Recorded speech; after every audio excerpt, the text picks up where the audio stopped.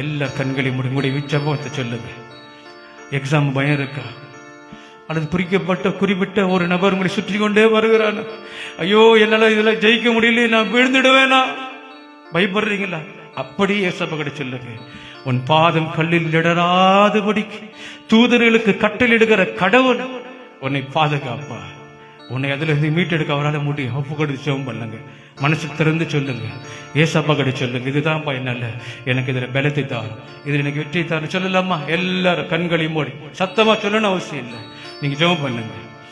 ஜெபத்தை கேட்கிறவர், அவர் பேரு ஜெபத்தை கேட்கிறவர். ஹல்லேலூயா. உம்மையே நான் நேசிப்பேன், உம்மையே நான் நேசிப்பேன், உம்மையே நான் நேசிப்பேன். உன்னதரே இயேசையா,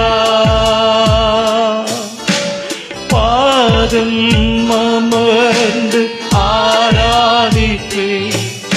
உம்முடைய வார்த்தை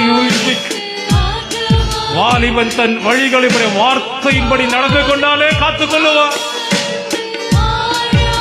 இது தம்பை வேண்டுதல், இதுதான் ஜெபம்.